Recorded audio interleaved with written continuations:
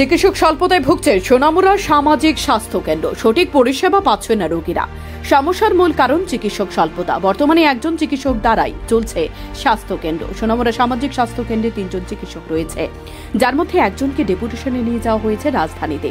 বাকি যে 2 জন চিকিৎসক রয়েছে তার মধ্যে হঠাৎ করে অসুস্থ হয়ে হাসপাতালে চিকিৎসাধীন সামাজিক স্বাস্থ্য কেন্দ্রের এক চিকিৎসক ডায়ান দেববর্মা। এমতো অবস্থায় দাঁড়িয়ে দিনরাত পরিষেবা দিয়ে হাঁপিয়ে যাচ্ছে সামাজিক স্বাস্থ্য কেন্দ্রের MOIC পার্থ প্রতিম দাস। তিনি জানান, এরকম অবস্থা চলতে থাকলে দিনরাত পরিষেবা দেওয়াটা তার পক্ষেও কষ্টকর হয়ে যাবে, আর এর ফলে রোগীরা সঠিক পরিষেবা থেকে ব্যাহত হবে। তাই অতি সত্বর সমস্যার সমাধান করা না হলে এর বিরূপ প্রভাব পড়তে পারে সামাজিক স্বাস্থ্য কেন্দ্রের রোগী এবং তার পরিবারের মধ্যে। ত্রিপুরা। ডাক্তার আমাদের হসপিটালে 7 জন ছিলেন। 7 জন চারটার চাওয়া ছিল। তখন আমাদের এখান থেকে 2 জন ডাক্তার আমাদের এখান থেকে রিটায়ারমেন্ট চলে যায়, আর বাকি 2 জন ডাক্তারের মধ্যে একজন চলে যায় ডেপুটেশনে আগরতলাতে, একজন চলে যায় বক্সানগর সাইডে। তো ঘুরিয়ে ফিরিয়ে আমরা আসলাম 3 জনে।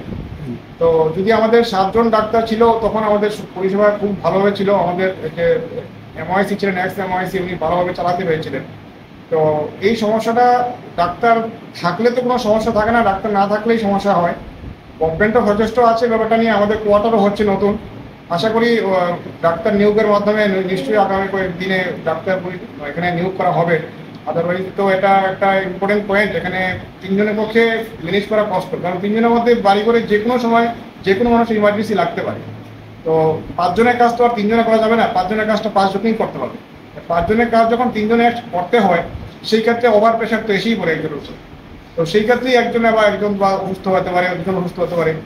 তার উপরে বাড়ি করে সবার বাবা বয়স্ক আছে, অনেকে অসুস্থতার ব্যাপারে এমন সময় যেতে হয়, আসতে হয়। তো সেই ক্ষেত্রেও এমন টাইট শিডিউলে আমরা ক্যাব করে যে যাবো, এটারও একটা সময়ের অসুবিধা হয়ে যায়। আমরা এটা নিয়ে অলরেডি আমাদের chief medical officer, SDMO sir, director স্যারের সবার সাথেই কথা হয়েছে, এবং হায়ার অথরিটি সবাই জানে ঘটনাটা, জানে এবং সবাই ওয়াকিবল আছে এবং সবাই আশ্বাস দিয়েছেন আমাদেরকে ডাক্তার দেওয়া হবে। সেইভাবেই আমরা অলরেডি ইনফরমেশনটা দেওয়া আছে সবার কাছে। বিগত 4 মাস ধরে দেখছি সোনামুড়াতে মানে ডাক্তার একটা সংকট। তো উদ্বোধন কর্তৃপক্ষ জানা সত্ত্বেও কি সেটা নিয়ে গাফিলতি করছে কেন? গাফিলতি অ্যাকচুয়ালি ব্যাপারটা হয়েছে, প্রথমে ছিল ইলেকশনের টাইম ছিল, যখন আমাদের যে ডেপুটেশনে যে ডাক্তার ম্যাডামকে নিয়ে যাওয়া হয়, ওনার রিপ্লেসমেন্টে কাউকে দেওয়া হয়নি। ওনাকে রিপ্লেসমেন্ট ছাড়া ওনাকে নিয়ে যাওয়া হয়। নিয়ে যাওয়ার পরে যে ওনাকে রিপ্লেসমেন্ট দেওয়া হয়নি, কারণ এরপরের দিন ইলেকশন ডিক্লেয়ার হয়ে যায়।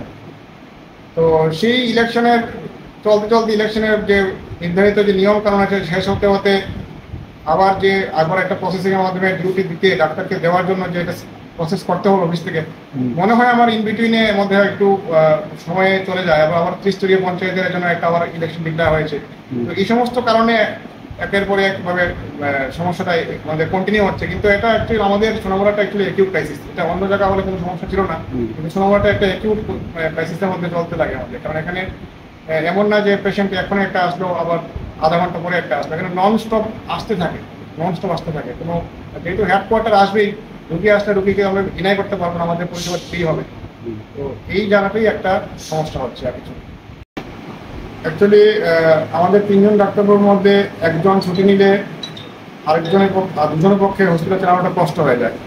আর আমাদের এই সাব ডিভিশনের মধ্যে ডাক্তারের একটা প্রচুর ক্রাইসিস সবসময় আছে। সেই ক্ষেত্রে যখনই একজন ছুটি নেয় তখন 2 জন ডাক্তারের মধ্যে চাপ পড়ে যায়। 2 জন ডাক্তার মিলে হসপিটাল ম্যানেজ করা কষ্ট হয়ে যায়। অথরিটিকে জানালে অথরিটি যথেষ্ট চেষ্টা করে ব্যবস্থা করার জন্য। তারপরেও একটা যে ক্রাইসিস থাকে, এই ক্রাইসিসের জন্য ডাক্তার ইমিডিয়েটলি ম্যানেজ করা সম্ভব হয় না। তো এই যে ম্যানেজ করার মধ্যবর্তী 2-3 দিনের যে গ্যাপটা, এই গ্যাপের মধ্যে 2 জন ডাক্তারের পক্ষে সোনামুড়া নামে CSC হলেও এটা একটা বড় একটা হেডকোয়ার্টার। এখানে প্রচুর পেশেন্টের লোড থাকে, পার ডে আমাদের 300 থেকে 350 মতো রোগী হয়ে থাকে। তো এই 2 জনের পক্ষে এই রোগী সামলাতে গিয়ে, পরিষেবা মেনটেন করতে গিয়ে আমাদের একটা সমস্যা হয়ে যায়। তখন এটা শারীরিক চাপের মধ্যে পড়ে যায়। তো আমি কালকে নাইট ডিউটি করেছিলাম। নাইটের পরে আজকে সকালে আমাদের ডক্টর ডায়ান দেববর্মা উনি এসছিলেন ডিউটি করার জন্য। উনি এসে হঠাৎ করে আমাকে ফোন করে বললেন, দাদা আমি আর পারছি না বলে এসে উনি জাস্ট শুয়ে গেল। ওনার মাথা ঘুরেছিল, এসে দিয়েছি ওনার জ্বর। তো আমি নাইট শেষ করে ঘরে গিয়ে আবার এসে বসেছি। পরিষেবাটা তো মেনটেন করতে লাগবে আমাদের সবার জন্য। সবাই রুগী এসে দাঁড়িয়ে আছে এখানে। তো আরেকজন ডাক্তারবাবুকে আজকে থেকে ডেপুটেশন দেওয়া হয়েছে, ওরা আজকে রাতে আসার কথা, তো উনি অ্যাকর্ডিংলি রাতের দিকে আসবেন। তো সেই হিসেবে এখন ওনাকে জানানো হয়েছে যে উনি যাতে একটু আগে আসেন, তাহলে আমাদের একটু সুবিধা হবে। তো কালকে থেকে তো আবার ডায়াল স্যারকে পাবো না, তো ডায়াল স্যারকে না পেলে আবার সেই ঘুরিয়ে ফিরিয়ে আমাদের দুজনেই হয়তো হতে হচ্ছে। দুজন হতে হলে আবার সেই চাপটা গিয়ে পড়ছে দুজনের উপরে গিয়ে। এই একটা কন্টিনিউয়াস একটা চলছে প্রসেসের মধ্যে জিনিসটা। আপনি কি আপনার পছন্দের মোবাইল কিনতে চান কিন্তু খুঁজে পাচ্ছেন না? আজই চলে আসুন মধুমিতা মোবাইল ফ্যাশনে। এখানে রয়েছে রিয়েলমি, স্যামসাং, অপো, ভিভো সহ সব ধরনের নামি দামি মোবাইল। আমাদের এখানে ফাইন্যান্সের মধ্য দিয়েও নিতে পারবেন সকল ধরনের মোবাইল, যেমন বাজাজ ফাইন্যান্স, স্যামসাং ফাইন্যান্স। তাছাড়া আমাদের এখানে অত্যাধুনিক যন্ত্রের সাহায্যে মোবাইল রিপেয়ারিং এর কাজও করা হয়। আমাদের ঠিকানা সোনামুড়া পাঞ্জাব ন্যাশনাল ব্যাংক সংলগ্ন। যোগাযোগ 9856492846।